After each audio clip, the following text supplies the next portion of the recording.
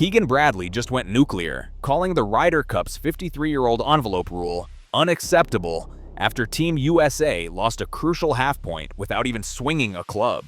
Moments later, European captain Luke Donald fired back, defending tradition and throwing history in Bradley's face. The same rule once gave America an edge.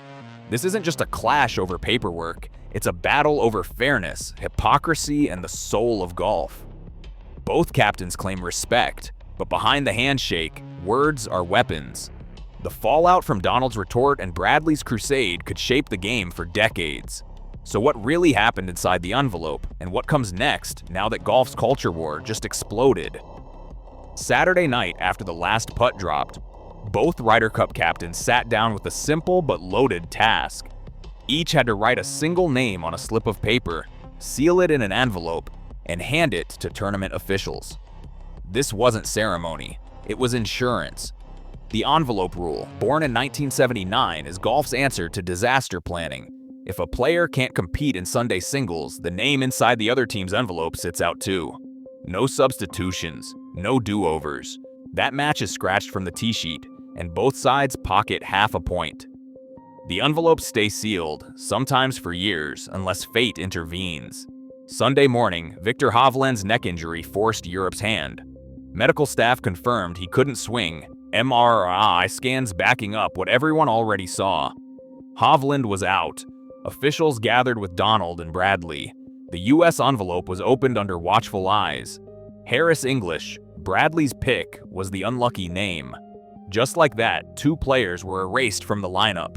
Their match, scheduled for 2:03 p.m., never happened. The scoreboard ticked up. Half a point to Europe, half to the U.S. No one hit a shot. English got the news on the range, glove half on, routine interrupted.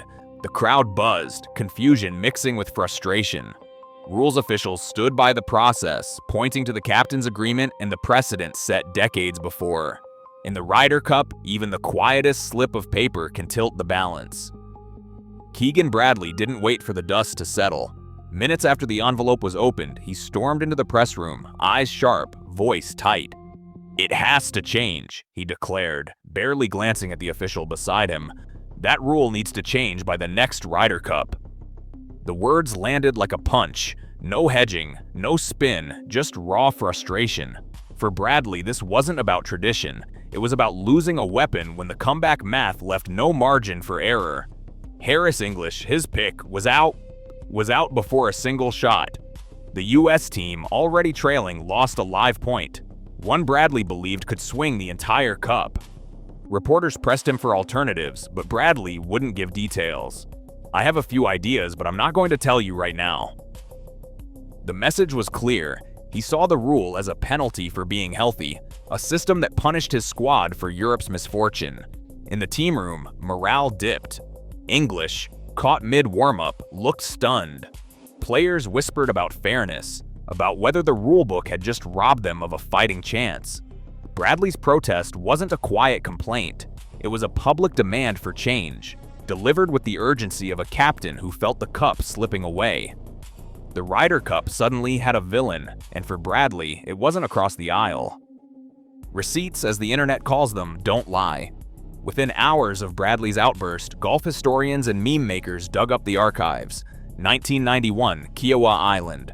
The U.S. clung to a 1-point win, 14.5 to 13.5, but the envelope rule had already done its work. Steve Pate, bruised from a car crash, couldn't play singles. Europe's David Guilford sat out too. Had the rule handed Europe a free point, the cup would have ended 14-all. The U.S. would have lost the trophy. Instead, the envelope halved the match, and American hands closed around victory. The press at the time called it the fairest solution. 2 years later, the Belfry. Sam Torrance, limping on a busted toe, withdrew for Europe. Lanny Wadkins, the U.S. envelope pick, volunteered to step aside. Again, the match was halved. The Americans, grateful for the rule's symmetry, celebrated their last win on European soil. No one demanded reform. British tabloids ran headlines like "Spirit of the Rule," and U.S. networks praised golf's gentleman's code. Fast forward to 2025.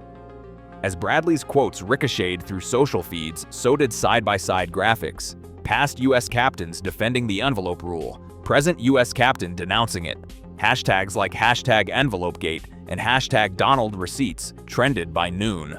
Commentators replayed Donald's calm, "It's been in place since 1971, over vintage clips of American teams benefiting."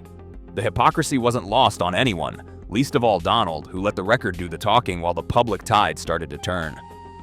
Luke Donald's public armor rarely cracks, but the hours after Hovland's withdrawal revealed something beneath the surface. In the interview scrum, Donald's voice stayed steady, but the words carried weight. "I would have had absolute faith in him to deliver a point today. He couldn't play. He was gutted." No bravado, no spin, just the blunt reality of losing his anchor at the worst possible moment. For a captain who built his reputation on calm calculation, the sudden absence of Hovland wasn't just a tactical blow, it was personal.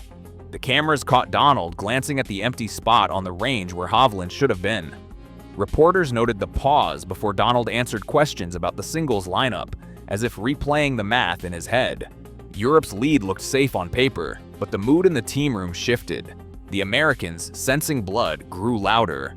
Donald kept his answers clipped, repeating, "We have contracts for a reason." But even as he defended the rule, the admission slipped through.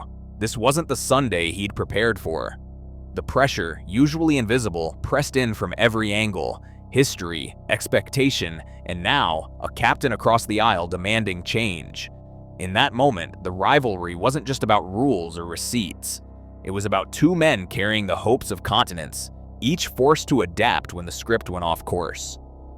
By Sunday afternoon, Bethpage was less a golf tournament and more a pressure cooker. European players tried to focus, but the crowd noise never let up. Shouts bled into jeers, with Rory McIlroy singled out for the worst of it. Personal digs, chants during his backswing, and a steady barrage of heckling that forced marshals to pause play more than once. Security ejected several fans for abusive language, but the line between passion and poison blurred with every hole. Justin Rose found himself jawing with Bryson DeChambeau's caddy after a breach of etiquette, the kind of moment that would have drawn gasps in any other year. No arrests, no projectiles confirmed by police, just a relentless drumbeat of hostility that left European players shaking their heads. Keegan Bradley shrugged off complaints, calling the atmosphere just passionate fans. To him, this was home advantage, nothing more. But Luke Donald wasn't buying it. He called out the personal insults and interruptions as crossing the line, tying the crowd's behavior to a broader disregard for golf's unwritten code.